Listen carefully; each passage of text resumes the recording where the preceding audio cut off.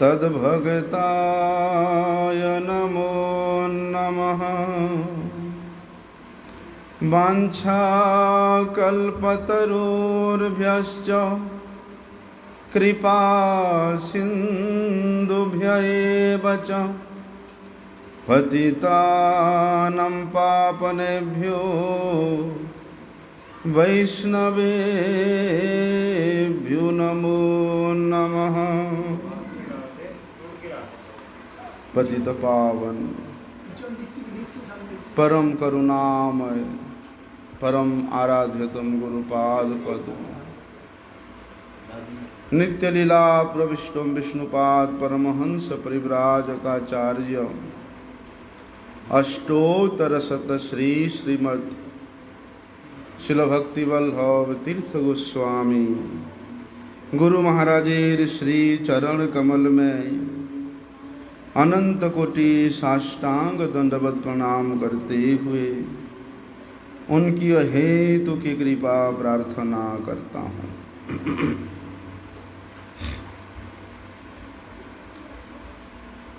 हम लोग श्रवण कर रहे थे जीव के आत्यंतिक मंगल के विषय में। पिछले कई दिनों से इसी की चर्चा चल रहा है।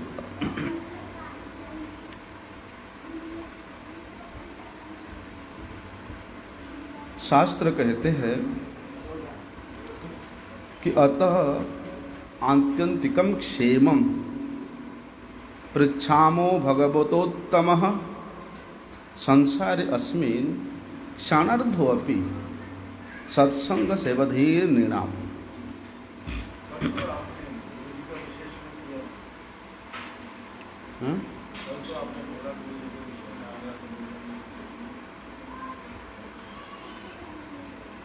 ये टॉपिक पहले से चल रहा था हमारा।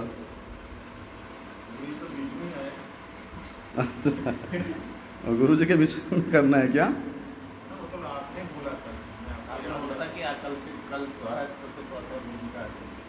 अच्छा, चलो फिर ठीक है, आप लोगों की जैसे इच्छा है।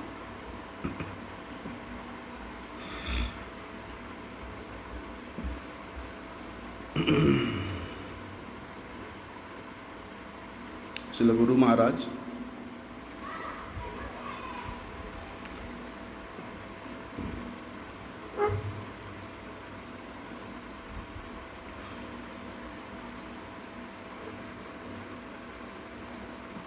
कल हम लोगों ने श्रील गुरु महाराज जी के जीवन चरित्र को श्रवण कर रहे थे।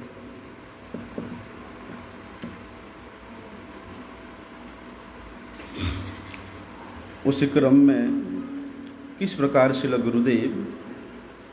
गुरुदेवत आत्मा शब्द को, गुरुदेवत आत्मा सिद्धांत को, तत्व को चरितार्थ करते हुए उन्होंने अपने गुरुदेव के श्री चरणों में समर्पित होकर के संपूर्ण जीवन किस प्रकार से उन्होंने केवल गुरु जी के प्रसन्नता के लिए ही किया, उसका मूर्तिमंत स्वरूप श्रील गुरुदेव के आचरणों में, श्रील गुरुदेव के भजन चातुरी में देखने को मिलता है। जैसे हम लोग श्रवण करते हैं कि यस्य देवी पराभक्ति, यस्य देवे पराभक्ति यथा देवे तथा गुरु तस्येति कथिता ह्यर्थ प्रकाशन्ते महात्मनः। सत शिष्य का सदगुरु के प्रति उसी प्रकार का भक्ति अनुष्ठित होता है जिस प्रकार भगवान के साथ होता है। इस प्रकार भगवान के साथ सद्भक्ति, भगवान के सदृश सद्भक्ति से युक्त होकर के साधक जब श्री गुरु की सेवा में समर्पित होता है, तब शास्त्र के समस्त निगूढ़ मर्मार्थ अपने आप उनके हृदय में प्रकाशित हो जाता है। प्रकाशन्ते महात्मनः। तो श्रील गुरु महाराज इस प्रकार आज्ञा गुरुणाम ह्यभिचारणीय, इस प्रकार के भगवती वाक्य को लेकर के नित्य निरंतर गुरु के आज्ञा को ही शिरोधार्य करके अपने जीवन को व्यतीत किया।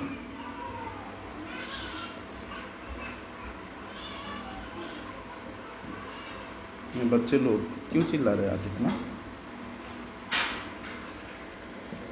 तो कल हम लोग श्रवण करते करते यहीं पर आके रुके थे कि ततो दुत्संगम उत्सृज्य सत्सु सज्जेत बुद्धिमा संतम एवास्य छिंदन्ति मनोव्यासांग मुक्ति भी।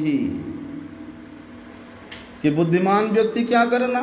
श्रील परम गुरुदेव उस उदाहरण के माध्यम से, कौन सा उदाहरण था?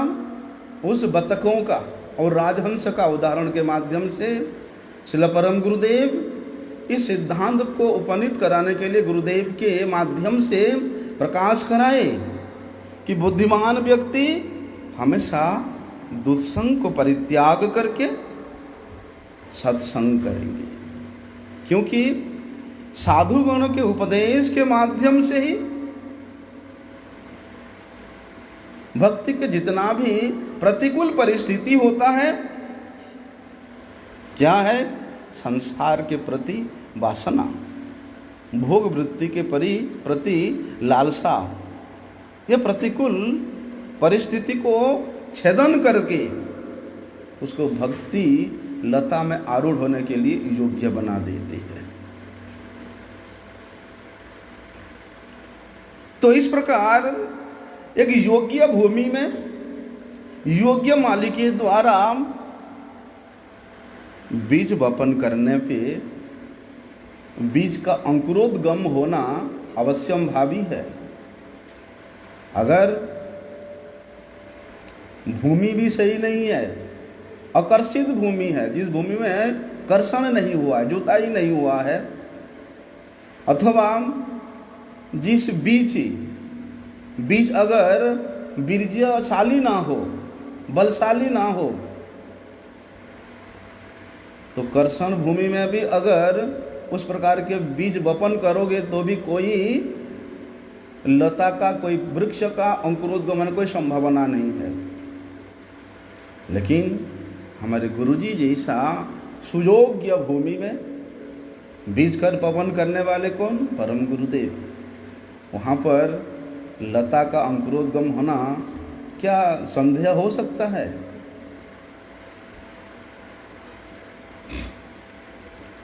श्रील परम गुरुदेव के इस प्रकार भागवती बीर्जवती उस कथा को श्रवण करके श्रील गुरुदेव का मन घर में, पढ़ाई में बिल्कुल भी स्थिर नहीं रहा।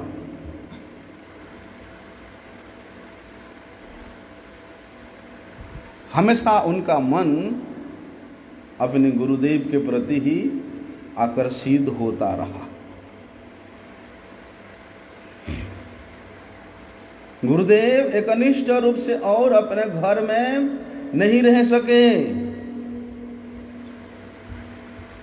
तो उनके इस प्रकार के स्थिति को देख करके उनके माता पिता अत्यधिक आतुर हुए कि आखिरकार हमारे पुत्र में इस प्रकार की अस्थिरता कभी देखा नहीं गया, आज क्यों इतना अस्थिरता है आजकल। कुछ दिन के बाद श्रील गुरुदेव कलकत्ता की ओर प्रस्थान किए, क्योंकि 1947 में श्रील गुरुदेव कलकत्ता यूनिवर्सिटी से फिलोसफी में डबल एमए करके उत्तीर्ण हुए थे और वो अपने पढ़ाई कंप्लीट करने के बाद वे घर में थे और उसी समय परम गुरु जी का दर्शन हुआ। ऐसा तो वहाँ पर श्रील गुरुदेव अपने घर में और रह नहीं सके, कलकत्ता के लिए रवाना हो गए।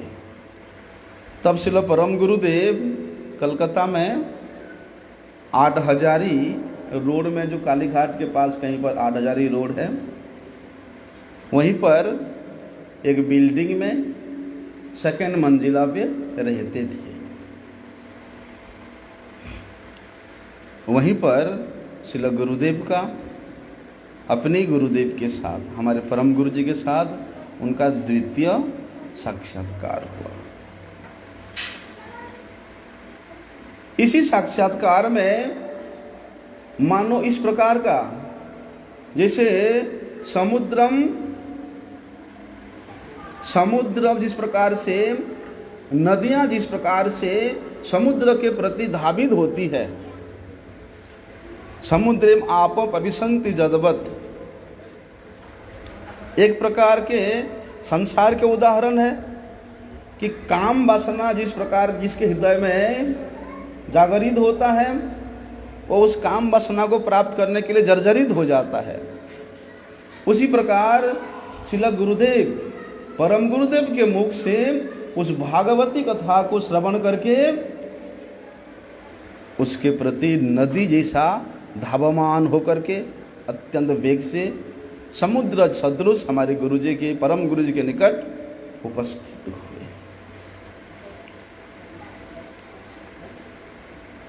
गुरुपाद पद्म में साष्टांग दंडवत प्रणाम करते हुए सल परम गुरुदेव अपने जीवन के सर्वस्व श्री गुरु के चरणों में समर्पित कर दिया और सकातर एकातर युक्त होकर के वे श्रील परम गुरुदेव के निकट दो प्रश्न करते हैं। क्या प्रश्न था कि शैशव काल से, बचपन से ही पारमार्थिक जीवन का आवश्यकता और पार्थिव जीवन के प्रति नश्वरता, बचपन से मेरे मन में ये है कि शैशव काल से भजन के प्रति आवश्यकता और पार्थिव जीवन के प्रति, पार्थिव वस्तुओं के प्रति, पार्थिव व्यक्तियों के प्रति नश्वरता, ये मेरे मन में हमेशा जागृत होता रहा है। परंतु ये मेरे मन में जागृत होने के बावजूद भी पार्थिव आनंद भोग करने का अधिक प्रवणता होने के नाते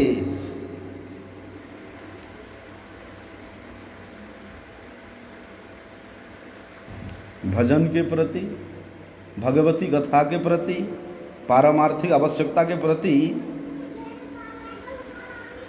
कोई विशेष रुचि नहीं होता। तो ऐसी अवस्था में क्या संसार त्याग करना उचित है? दोनों है एक साथ में, भजन के प्रति भी आसक्ति है और संसार के प्रति भी आसक्ति है। तो ऐसी अवस्था में क्या भजन संसार त्याग करना कहाँ तक ये सही होगा? इस प्रकार श्रील गुरुदेव परम गुरु जी के चरणों में निवेदन करते हैं। दूसरा प्रश्न था कि हे गुरुदेव, यद्यपि मैं संसार के प्रति, सांसारिक कार्यों के प्रति, शरीर की आवश्यकताओं के प्रति कोई विशेष में पारंगत नहीं हूँ, सचेतन नहीं हूँ। जैसे कल हम लोगों ने महाराज जी श्रवण किया कि श्रील गुरुदेव का कोट पीछे से फट गया है, लेकिन गुरु जी को पता ही नहीं है, कोई बात नहीं फटने। एक बार बंगाल में कहीं प्रचार में गए थे गुरु जी, पूज्यपाद भारती महाराज जी और ऐसे और सन्यासी गण थे। तो उस समय गुरु जी का सिर एक ही कपड़ा रंग किया हुआ था, वो भी कहीं कहीं से फटा हुआ, छेद हुआ। तब किसी ने ला करके उनके सेवक को कपड़े दिया और उनके सेवक ने कपड़े को रंग किया। रंग किस प्रकार का किया, वो भी पहले बार रंग किया है। कहीं पर ज़्यादा रंग लगा है, कहीं पर बिल्कुल रंग नहीं लगा है, हैं, कहीं सफ़ेद है, इस प्रकार का रंग लगाया है। मतलब देखने में एकदम भद्दा सा लग रहा है।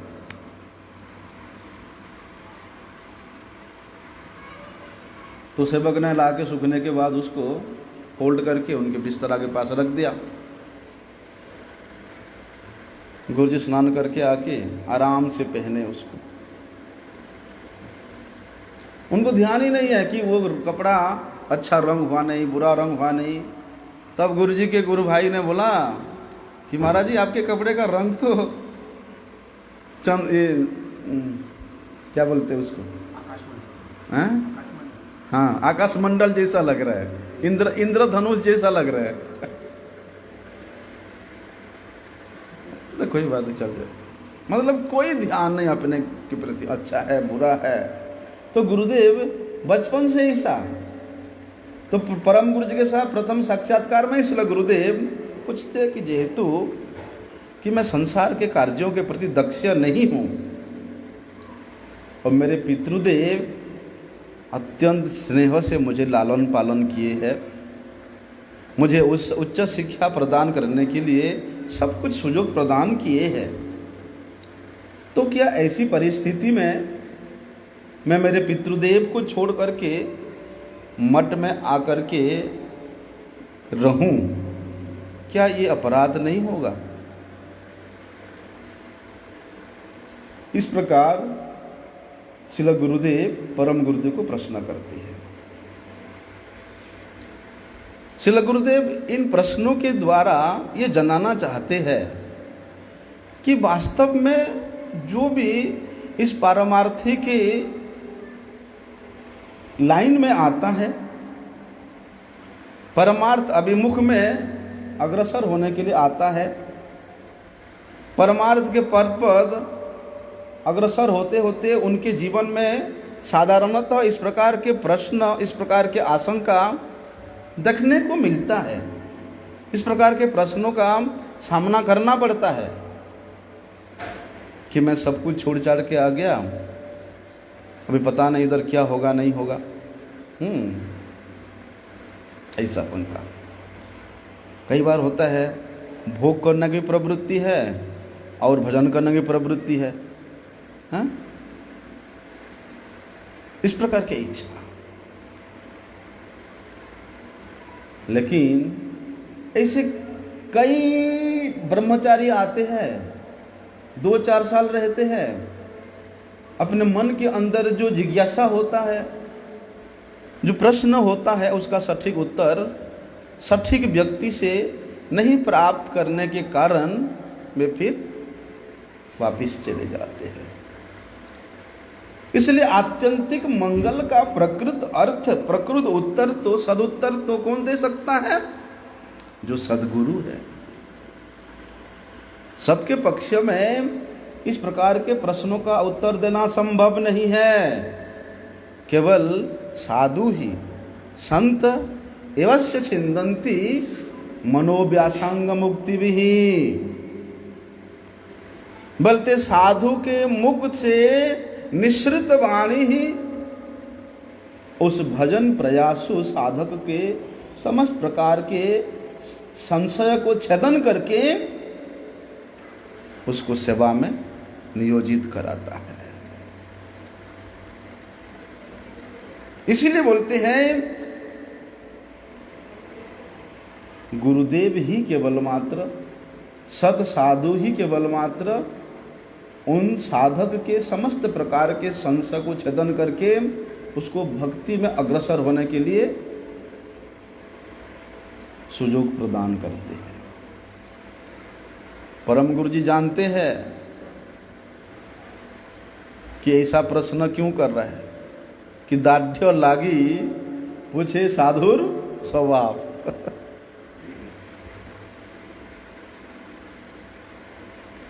परम गुरु जी कहते हैं कि देखो, हम में तमाम दोष रह सकता है, मनुष्य में तमाम दोष त्रुटि हो सकता है, लेकिन भगवान सर्वशक्तिमान है।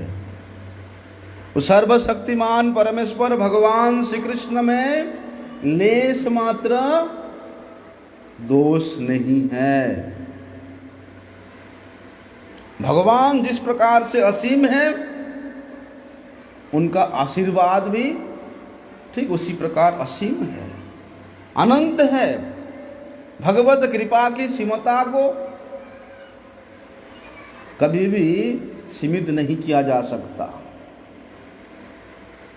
हम लोग कितने दोष में, कितने त्रुटि में युक्त क्यों ना हो, उनके चरणों में शरणागत होने मात्र से, उनके कृपा दृष्टि से, उनके आशीर्वाद से समस्त प्रकार के दोष, समस्त प्रकार के त्रुटि अपने आप दूरीभूत हो जाता है। और जहां तक पितृदेव की सेवा की बात है कि देवर्षि भृताम तृणाम पितृणाम नायणिम च राजन जह गत्वा शरणम शरण्यम गतो मुकुंदम परिहृत्य करतम, कि भगवान मुकुंद के चरणों में जिन्होंने समर्पित हो गया, जिन्होंने भगवान मुकुंद को अपने आप को दे दिया, फिर उसके लिए ना देवताओं की ऋण बाकी रह जाता है, ना पितरों की ऋण बाकी रह जाता है, ना माता पिता की ऋण बाकी रह जाता है, ना ऋषि मुनि की ऋण बाकी रह जाता है। समस्त ऋण को शोधने के लिए उसको किसी प्रकार के कोई अनुष्ठान करने की आवश्यकता नहीं होता है।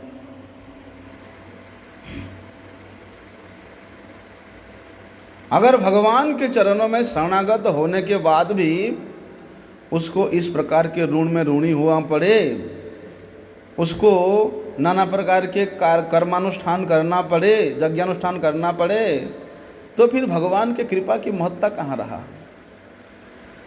भगवान की कृपा की असीमता कहाँ रहा है? भगवान के गुणों के माधुर्य वहां खर्ब हो जाएगा। हम लोग, हमारे जो काम, क्रोध, लोभ, मोह जैसे शत्रु है, इसको अपनी क्षमता से, अपनी पारदर्शिता से, अपनी शक्ति से कभी भी पराभूत नहीं कर सकते। जितना पराभूत करने के लिए प्रयास करेंगे, उतना ही अधिक ये बढ़ता रहेगा, बढ़ता रहेगा। किंतु जिस क्षण हम लोग भगवान श्री कृष्ण के चरणों में समर्पित हो जाते हैं, आत्मसमर्पण करते हैं, तब हमारे यही समस्त शत्रु हमारे बाल भी बांका नहीं कर सकते। ये समस्त शत्रुओं से रक्षा प्राप्त होता है, क्योंकि भगवान शरणागत का पालक है, शरणागत का रक्षक है। मैं आचमन देखिए आता हूँ।